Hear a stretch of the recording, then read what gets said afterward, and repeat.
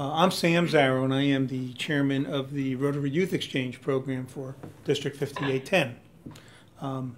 Like Robert said, I came in the Rotary when our club was formed back in 1984. So we've been there ever since. I've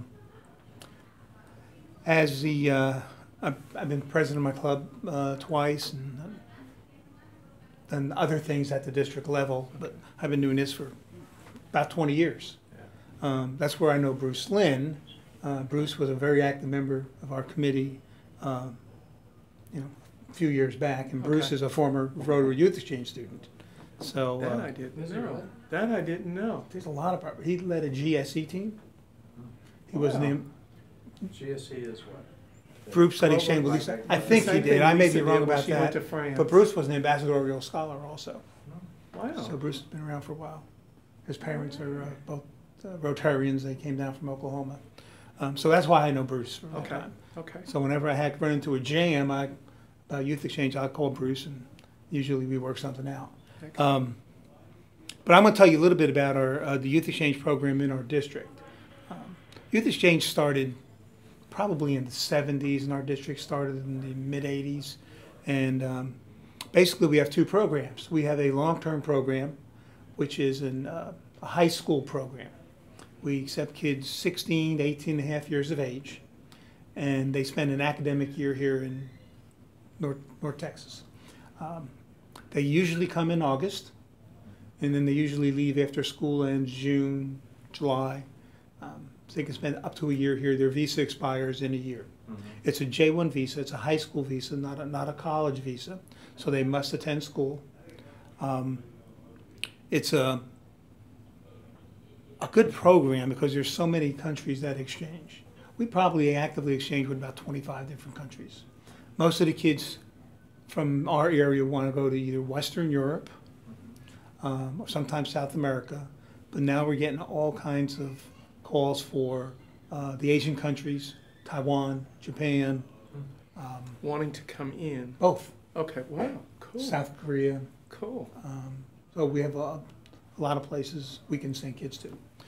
Our application process starts, in the summer here. The applications are due November 1st. And on November 1st, they submit their applications to a sponsoring Rotary Club. Every student is sponsored by a Rotary Club. Consequently, when we send our students overseas, we only send them to countries where there's a Rotary Club, and they have a host Rotary Club at that end. So we have a program for inbounds and outbounds. This coming year, we'll have 11 inbounds. Into our district. Into our district. Do you want me to hold questions to the end, or? No, anytime you want, you can just shoot. Okay. We have 11, and we're sending out 10. So we're sending 10 kids out. So it's not one for one, country to country necessarily? If I send a kid to Germany, I've got to accept one from Germany. Okay. So it's 1-to-1, but it's not necessarily in the same district. Or the same? Usually the same year. Okay. But not the same district, and maybe not the same club. But that can change also. We have this year we have one student going to Argentina, and his family here in McKinney is hosting a girl from Argentina. That doesn't happen very often. Okay. But some of the other countries this year are Germany, Italy, France, Belgium, Poland, Argentina, Ecuador, Taiwan. And I might have missed one. So we usually determine who we take in by the selections of the outbound students. When we interview them, we ask them to give us 3 or 4 choices. So if they put down their 3 or 4 choices, then that's who we try to make the exchange with. That gives you an idea of somebody that's watching you right there. That's Annie. Hi, Annie. She's muted right now. Okay. So that's basically our long-term program. It's a very safe program, and I say that because you're not going any place where there's not Rotary. They have a youth exchange person here, that's me. We have a committee here, and when we send them overseas, they go to a Rotary-sponsored host Rotary Club. They have a counselor appointed by that Rotary Club to help that student. They appoint the host families for that student. And then I have a counterpart over there who's the youth exchange officer for that district or sometimes that country. So there's always a Rotary structure in place. The students can either go talk to their host family if they have a problem. If they have an issue or a problem with their host family, they can go to their counselor. They can go to the club president. So there's a lot of choices for them to help them solve their own problems. So when we get these kids and get their applications in November, we usually interview them in December, and then we make our selections in January. The last 2 years, we've taken everybody that has applied, and that's why we've created a little problem for ourselves this year. Last year, we had 5 in our district. Okay. Now we're going to have 11, which means we've got to find 11 host clubs and families for those 11 students. Okay? So those will be new. This will be, yeah, this is new. The challenges are coming in August, so at this point, we have about 2.5 months before we have to get the paperwork and everything taken care of. The students are oriented. We have them in orientation, and usually in January. They usually have a 4-hour orientation. In their home country? No, here. Okay, These okay, are our okay. outbounds. So our outbounds, Sorry, okay. outbounds. For the The outbounds, okay. inbounds have an orientation in their sponsor country. Okay, So we have an orientation here, and then in March we usually have another 4-hour orientation, and then in June they go to an outbound orientation camp for 5 days, kind of like a RILA camp. okay. Help them get more kind of oriented toward what they're going to go through when they get into their host country. That camp this year is held up in Siloam Springs, Arkansas. And we usually combine and we do it with about 10 other districts. Okay, that's what I was going to So if we have 10 from our district, there may be 55, 60 kids in camp. And that's really good for them because now they're meeting kids who think like they do. A lot of these kids, you know, some are juniors, some are seniors, and they keep getting asked by kids in their class, I keep using the word kids, by other students in their class, why aren't you going to college? Or why do you want to do that? And these kids think out of the box. And that's what we want. We want students who can think out of the box, and they want to go to learn about another culture. They want to go to get fluent in another language. They want to know how to speak. Public speaking is very important. And when these kids get over there, they have about 60 days before they're giving a small speech in the language of their host country. Wow. So this builds a lot of confidence. Sometimes this is the first time these kids have ever been on a budget. And so it's real important. We try to orient them. And when they leave, we feel that they have all the tools necessary to be successful in this program. So again, the interviews, we have the orientation, and then they leave in August. On the other end, when our kids arrive in August, we have another orientation for them in September. Okay. Even though they've been oriented in their own country, we want to make sure, in case they didn't do a good job as maybe or didn't do as good a job as we normally do, and we want to make sure they know all the rules. They want to make sure that they know what their resources are here. They know they have to go to school, and everybody knows the 4 Ds. They can't drive, no drugs, no dating, and Drinking. there you go, Robert. Thank you, buddy. No drinking. And some of them are easier than others. I mean, some of these kids have been drinking since they were 15 or 16, but then they can't drink here, obviously. So that's an important things we cover. So we cover all these things. We talk about insurance. They have to buy health insurance. Do the clubs underwrite it, or do Good- their parents? good question. The sponsoring clubs, in other words, the kids who are outbound, the club pays a $350 fee for the student. And then the students pay $395. We take that $695. It pays for the orientations. It pays for, they get a blazer, blue blazer. They get cards, business cards with their picture on it. They get pins, and it covers all the other ancillary costs that we have in our program. The inbounds, when the inbounds come in, the clubs have an obligation to fund them with a monthly allowance. Most clubs in our district give them $100. So that allowance is pretty good because they can't work, but the host family is providing room and board. The $100 is just, if they want to go out and have soda with their friends, they can do it. If they want to go to the movies, they can do it. And then some of them get a small allowance maybe from their folks back home. So there's usually sufficient the money there where they can do what they want. We also have a short-term program. Mm-hmm. Now the short-term program is a summer program, and this is a great program because a lot of these kids don't want to go away for a year, but they might want to go away for 3 or 4 weeks. So if you had a son or daughter and wanted to go overseas, the applications are also due November 1st. And they fill out the application. They say, I want to go to Italy, or I want to go to Germany, or I want to go to France. And then I tried to make that happen. Okay. What are the restrictions for relatives of Rotarians? Are there any, or can any youth apply? Good question. There, a lot of people used to think this was part of the foundation, the Rotary Foundation.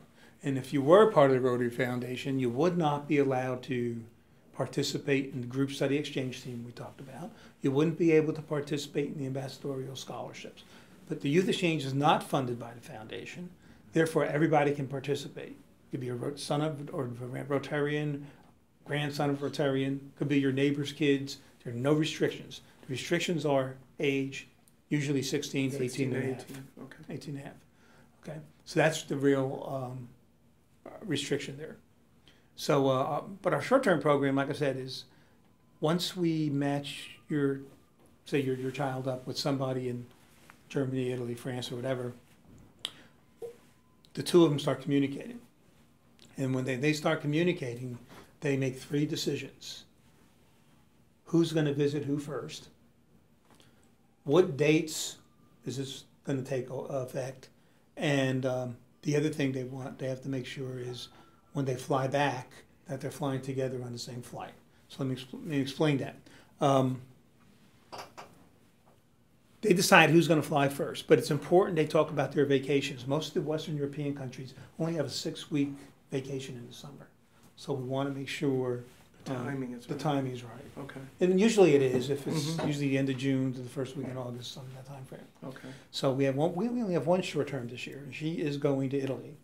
So she told me today that the girl from Italy is arriving on June 22nd, and she will spend 3 weeks with this young lady who lives in Frisco.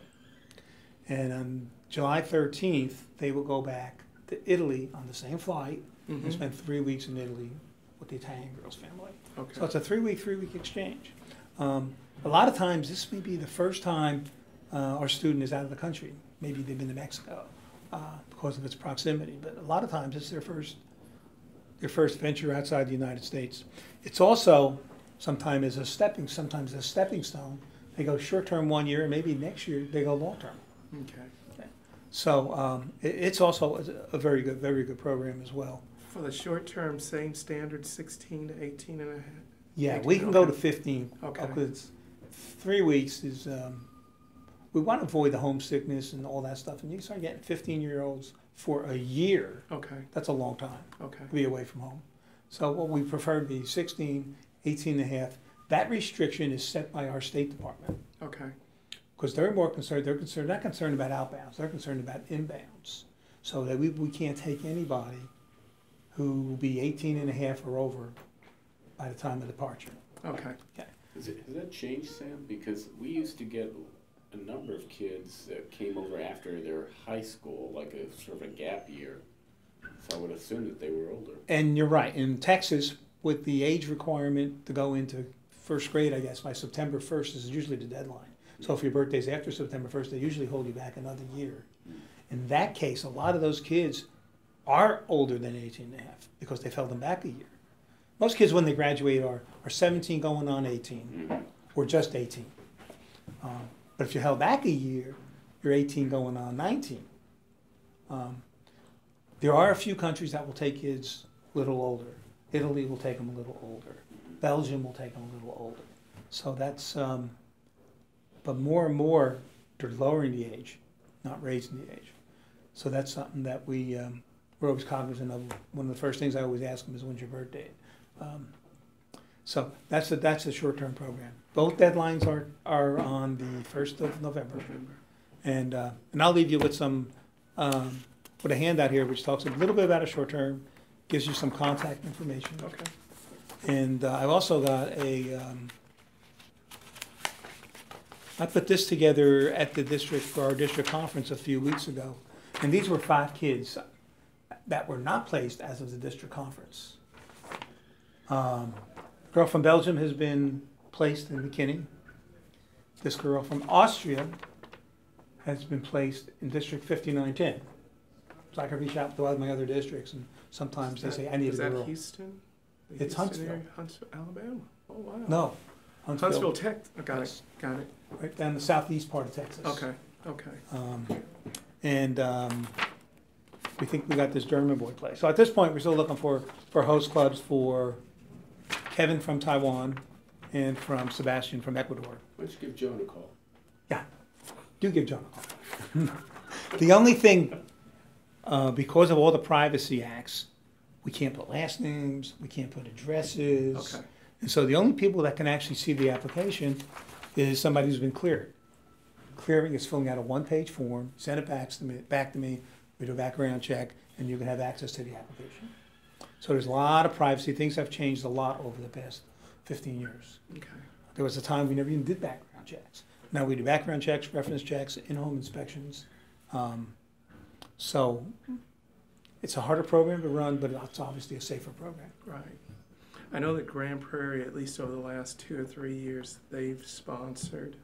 Several. And does it? What's that? Several. Yeah. They had the 2 last year. They did the girl from Italy, and the year before they did another girl from Italy, and I can't remember the boy now. They've done some boys too. Yeah, they have. They really have. And on the other hand, they sponsored David Mosier, Okay. and David went to Italy for a year. Bill Mosier's son. Yeah, Bill's son, absolutely. And Bill has been a real big supporter of our program. He really is. Yeah. He's good. And this year, the Metro Club is hosting a student, Okay. a boy named Franco from Argentina. So for a long time, both Grand Prairie clubs have been real big supporters of our program. Excellent. But Characteristics of candidates that tend to do well in the program. outgoing people Okay. who have demonstrated some leadership ability, Okay. usually if they have a skill, they play a sport, they play the guitar, Okay. they dance. And the reason I say that is one of the biggest challenges all these kids have, no matter if they're inbounds or outbounds, Connecting. is the fact they don't connect. You're right. Yeah, connecting. You know, Mm-hmm. you go into a high school and sit in the cafeteria, cheerleaders are sitting together and football players are sitting together. We're very cliquish, very cliquish. Yeah. And it's hard to break into a group. But if the young guy plays soccer, that gives him another group of friends he has a chance Instant to connect with. family. Yeah. Instant family. Yeah. And same thing, not only that, theater, Yeah. band, don't have to be an athlete. You just have to have if you have a skill, it just makes it easier to connect. So we're looking for outgoing people. Mm-hmm. We're not looking for top 10% people. You know, we're just looking for good kids. Maybe they have demonstrated some leadership ability in the past. Mm-hmm. Outgoing kids, but they surprise you. I mean, there's kids we decided to send that we just thought they might not do very well, and they surprise you. Wow.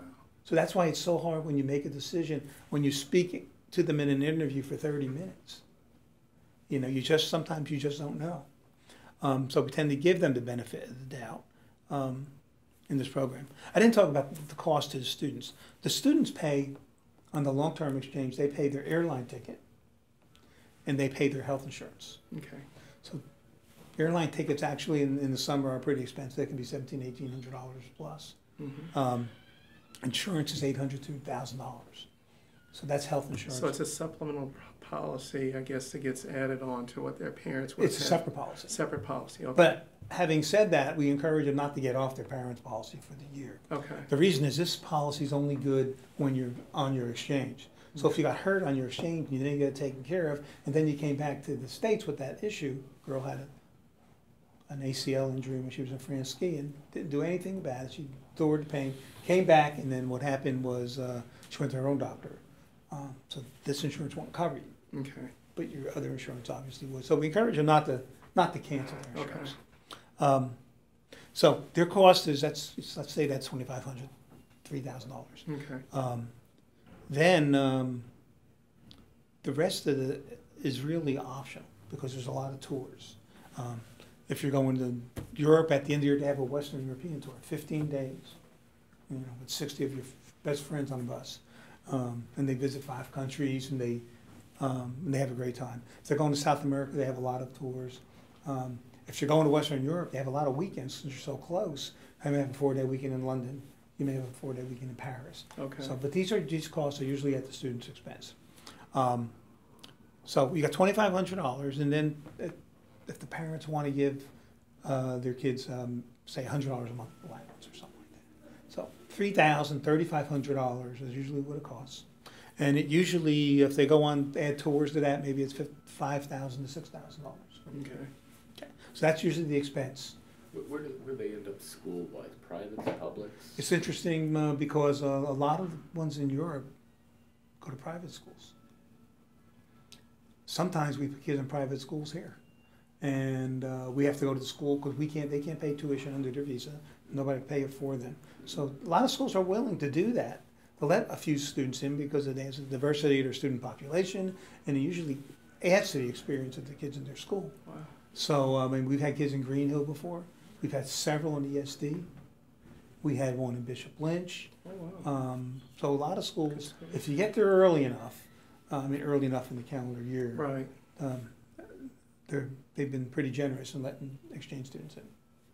So that's basically, So prohibition against paying? the J1 visa prohibits high school kids from coming here and paying tuition. They can't pay themselves? Nope. And their sponsors or there's no other way to do it, I No. guess. So it's the school just gives it to them. Yes. Yeah. Yeah, I mean, they're not letting 7 kids in. I mean, Yeah. you might get one in there, and maybe another program might get one in there, that kind of thing. Are some of those schools also ones that are sending a student out? Well, the school doesn't actually send a student, No, it's the family. But- Yeah. But yes, they come from all schools, Green Hill. It's amazing because the program actually does better in the suburbs. 10 kids we're sending to from Melissa this year. I don't think we have anybody coming from Dallas. Come from Richardson, they come from Plano, they come from a lot of different schools. So what makes our program different than AFS or other programs that are out there? Because there's a ton If you of- go online and look at AFS or look at some of the other ones, they're good programs, but they're very expensive. The kids pay a lot. Some programs charge you $10,000, $15,000 just to turn in your application. Yeah. Wow. And I told you I thought Rotary was the safest program. Our program is also, I think, the least expensive program. Some of these programs charge a lot of money for even submit an application. But in Rotary, we're all volunteers. We don't pay host families. Mm-hmm. We don't pay people to place people, so we don't get a paycheck. Right. So it's really inexpensive. Yeah. For, like I said before, $3,000 to $5,000, you can send your kid overseas for almost For a a year. year. And That's incredible. If Joan actually wanted to host somebody, then we'd probably both drop dead. But what's the cost for a host family? a host family is housing them and feeding them. So not- That's the financial cost. And the No. and the transportation, if that's an issue for school. Yeah, and the counselor can, the club can participate in, especially you when you don't work. See, I know with So see, I was going to say with Grand Prairie, I know that there were a lot of things that either the clubs or the members specifically would just underwrite You can, for. sure. So I mean, they're going to take them to Ranger games. They're going to try Yes. to take them to Cowboy games and other stuff like that. And when I was at the club, either the individual family they were staying with, or one of the members in the clubs just covered those costs. Yes, For our- sometimes you're for our right. students. Yeah. Yeah, you're absolutely right. Grand Prairie people are. I mean, it's a big club. Yeah, And it's a generous club. absolutely. So that's officially for like I say, for $3,000 to $6,000, you can send your student over here for your. And I didn't even talk about this. They'll come back. Most of our kids will come back fluent. Wow. Mentioned David Mosier. David came back from Italy, and I don't want to put words in Bill's mouth, but I think he placed out of 15 to 17 credit hours Wow. because of his fluency in Italian. Wow. Now, credit hour is expensive. Mm-hmm. I mean, at a private school, you're in well in excess of $1,000 a credit hour. So that was good. And he went in as a second semester freshman. He started in January. He's Nolan. Where did Bill's kids He went to go? A&M. Okay. Yes, there was Nolan Catholic. Nolan. Yes, I was going to say. There you go, Nolan I'm Catholic. sure Italian would serve him really well down in College Station. We hope it serves him well after he gets out of school. And we usually tell these kids, you know, if you get out, go into the workplace and you can speak more than one language, that's more doors that open for Absolutely. you. Absolutely. But that's a program. I know you guys have a time limit. I have one other question for you. Sure. At least my introduction to RILA, they're either developing or they have a what I would loosely call an alumni association. Yes, they do. At least here in the district that I know of. Has the Youth Exchange tried to develop or cultivate or begin anything like that? We have an organization called Rotex. Rotex is a former Rotary Exchange student. Okay. So they're Rotexes. The difficulty here is when all these kids come back, they go to college all over the country. Okay. But they also, kids from all over the country come here. So I believe SMU might have they don't call it Rotex, they call it a Rotary and maybe an alumni association. Okay. Because there's kids who go to RILA went there too. Okay. And they also have, don't forget, they have Rotaract. Right. And Rotaract, a lot of the kids who went to RILA, a lot of the kids who were Youth Exchange, they'll kind of migrate toward a Rotaract club at the university level. Okay. And I think there's a half a dozen of them in our district. Excellent. Excellent. Question, do a lot of the students, the outbounds from here, have Rotarian family members, parent? I would say about a third of the families are Rotarians, and about the other rest are not Rotarians. However, the not Rotarians are excellent candidates to become Rotary members.